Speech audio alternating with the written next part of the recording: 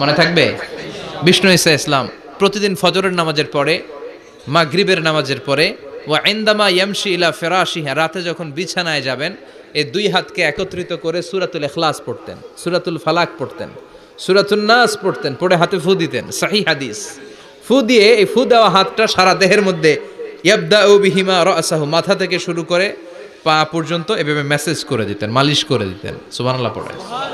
This is a protection you take from your Lord, from all the bad eyes, evil eyes, সব হিংসুকের চোখ থেকে, হিংসা থেকে, সব জাদুটোনা থেকে, সব ব্ল্যাক ম্যাজিক থেকে আপনি প্রোটেকশন চাইলেন কার কাছে? সকালবেলা যদি এই তিনটা সূরা পড়ে ফু দেন, এটাকে আরবিতে বলে কুল আস-সালাসা, কারণ এই তিনটা সূরা শুরুতেই কুল আছে না নাই? কুল হুয়াল্লাহু আহাদ, কুল আউযু বিরাব্বিল ফালাক, কুল আউযু বিরাব্বিন নাস। এজন্য তিনটাকে আরবিতে বলে কুল আস-সালাসা, মানে তিন কুল। কি বলে? তিন কুল। সূরাতুল ইখলাস, সূরাতুল ফালাক, সূরাতুন নাস। ফজরের পরে, মাগরিবের পরে আর বিছানায় যাওয়ার সময় দুই হাত একত্রিত করে ফু দিবেন, সারা গায়ে মেসেজ করবেন। মনে থাকবে? আজকে থেকে মনে থাকবে তো? কালকে থেকে এটার আমল করা যাবে না? আবার মা এসে বলতেন, আমার যদি স্বাস্থ্য খারাপ লাগতো নবীর কাছে দোয়া চাইতে যাইতাম, বলতাম নবী স্বাস্থ্যটা খারাপ, কি করব? বিশ্বনবী বলতেন তুমিও সূরাতুল ইখলাস, সূরাতুল ফালাক, সূরাতুল নাস পড়ে হাতের মধ্যে ফু দিয়ে সারা দেহে মালিশ করে দাও। সুবহানাল্লাহ পড়েন। বিশ্বনবীর প্রতিদিনকার একটা আমল, দৈনন্দিন একটা আমল। আবার বিশ্বনবী একবার সিজদায় পড়ে আছেন, হঠাৎ করে লাদাগাতহু আকরাব, একটা বিচ্ছু পোকা বিশ্বনবীকে কামড় দিল। এটাও সহিহ হাদিস। প্রচন্ড ব্যথা। বিচ্ছু পোকার কামড় যারা খেয়েছেন তারাই জানেন ব্যথা কেমন, বেশি না কম? বিচ্ছু চিনেন তো? কি বলেন আগাইছে? বিচ্ছু কয়? এই বিচ্ছু পোকা কামড় দিয়েছে, প্রচন্ড ব্যথা পেয়েছে বিশ্বনবী। বিশ্বনবী বললেন লানাতুল্লাহি আলাল আকরাব, এই বিচ্ছুর উপর আল্লাহর লানত। মুসল্লিও চিনে না, নবীও চিনে না, কামড় তো দিয়ে বসছে। বিশ্বনবী বললেন লবণের পানি গরম দাও। লবণের পানি আনা হলো। বিশ্বনবী বললেন আঙ্গুলের মধ্যে ঢালো। পানি ঢালতে শুরু করা হলো, আর বিশ্বনবী পড়তে আরম্ভ করলেন কুল হুয়াল্লাহু আহাদ আল্লাহুস সামাদ লাম ইয়ালিদ ওয়া লাম ইউলাদ ওয়া লাম ইয়াকুল লাহু কুফুয়ান আহাদ। পড়েন আল্লাহু আকবার। এজন্য সূরাতুল ইখলাস এটা যেন আমাদের দৈনন্দিনকার একটা আমল হয়, প্রতিদিন যেন আমরা এটা পড়ি, তাহলে আমল নামা সওয়াব দিয়ে পূর্ণ করে দিবে কে? এই মাক্কি সূরাটি কেন এবং কোন সিচুয়েশনে, কোন পরিস্থিতিতে মক্কায় নাজিল হলো তার একটা ব্যাকগ্রাউন্ড আছে। এটাকে বলে শানে নুজুল। কেন নাজিল হলো শুনতে মনে চায়? কষ্ট হচ্ছে না তো? আলোচনা কি কঠিন হচ্ছে না সহজ? আন্ডারস্ট্যান্ডেবল, বোধগম্য হচ্ছে? বোঝা যায় না? বুঝা যায়? আলহামদুলিল্লাহ পড়েন। মক্কার লোকেরা এসে বিশ্বনবীরে ধরলো, ইয়া মুহাম্মদ বাইয়িন লানা সাল্লাল্লাহু আলাইহি ওয়াসাল্লাম বাইয়িন লানা নাসাবা রাব্বিক। ও আব্দুল্লাহর বেটা মুহাম্মদ, তোমার রবের নসব নামা বর্ণনা করো। কি নামা? কথা কোন? নসব নামা বুঝেন তো? কি? হ্যাঁ, বংশ পরিচিতি। মাশাআল্লাহ। নসবনামা মানে বংশ পরিচিতি, বংশধারা, বংশ তালিকা। যেমন আমার নাম মিজানুর রহমান, আব্বার নাম আলী আহমদ, দাদার নাম জাইনুল আবিদিন, তার বাপের নাম মাকরাম। এটা আমার বংশ পরিচিতি। তার মানে মিজানুর রহমান ইবনু আলী আহমদ ইবনু জাইনুল আবিদিন ইবনু মাকরাম, এটা আমার নসবনামা। আপনার নাম কি? জালালউদ্দিন ভাই। বাবার নাম এন্তেজালি। এর বাবার নাম ভুলে গেছি। হ্যাঁ, ইনসাফ আলী। তার বাবার নাম খাইয়া ফেলাইছি। আপনার আব্বার নাম? মোহাম্মদ আব্দুল লতিফ। দাদার নাম? তার বাবার নাম খাইয়া ফেলাইছি। আমি তো কমপক্ষে 4টা বলছি নাকি?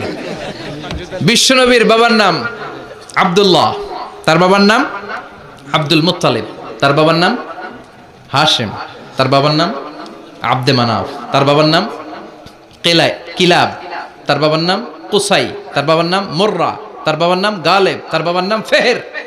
এভাবে যেতে যেতে আদনান, যেতে যেতে ইসমাইল, যেতে যেতে তার বাবার নাম ইব্রাহিম, যেতে যেতে যেতে শীস আলাইহিস সালাম, তার বাবার নাম আদম আলাইহিস সালাম।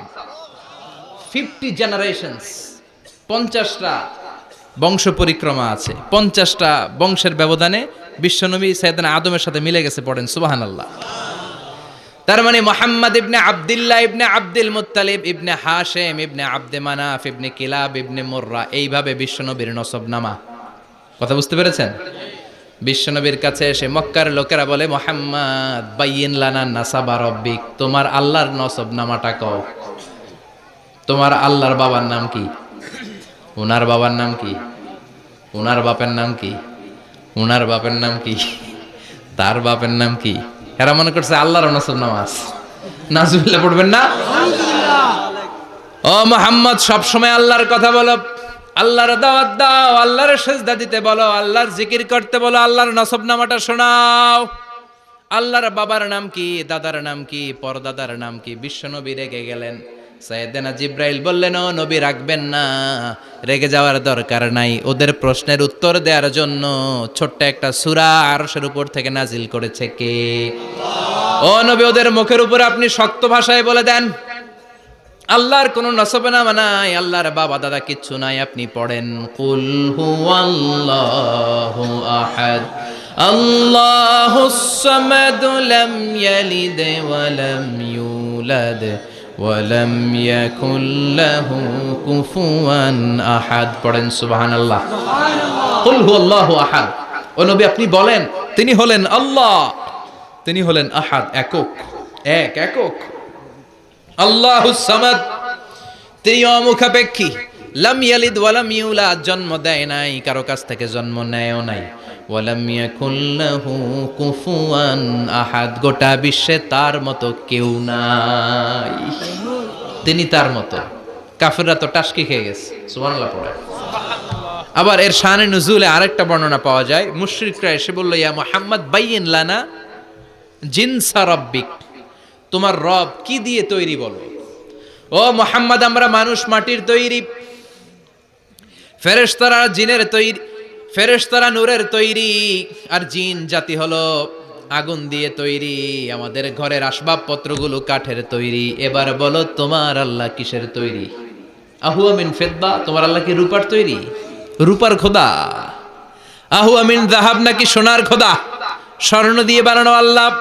আহুয়া মিন খাশাব, নাকি কাঠ দিয়ে বানানো তোমার আল্লাহ? কি দিয়ে বানানো বলো। বিশ্ব নবীর কাছে তখন জিব্রাইল আয়াত নাজিল করলেন আর বললেন, নবী, ওদের প্রশ্নের জবাব আপনি এই সূরা দিয়ে পড়েন আর বলেন, কুল হুয়াল্লাহু আহাদ আল্লাহুস সামাদ লাম ইয়ালিদ ওয়া লাম ইউলাদ ওয়া লাম ইয়াকুল লাহু কুফুয়ান আহাদ। পড়েন সুবহানাল্লাহ।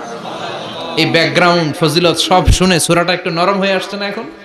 এখন নরম নরম লাগে না? মনে হয় যে বুঝতেছি, মনে হচ্ছে যে সহজ হয়ে গেছে, ঠিক কিনা? এবার দেখেন অর্থ আরো সহজ। আল্লাহ বললেন, কুল, কুল মানে বলো।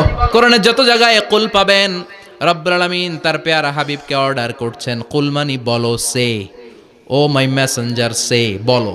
কুল মানে কি? কুল মানে বলো। হে নবী, আপনি বলেন, হুয়াল্লাহ, তিনি হচ্ছেন আল্লাহ, আর তিনি হচ্ছেন আহাদ, অদ্বিতীয়, এক এবং একক, অদ্বিতীয়। তাহলে প্রথমে বলতে বললেন, ও নবী, আমার সব পরিচয় দেওয়ার আগে আগে নামের পরিচয় দেন। জোরে কোন ঠিক কিনা? আগে ওদের বলে দেন, আমার নাম হলো আল্লাহ। আমার নাম কি?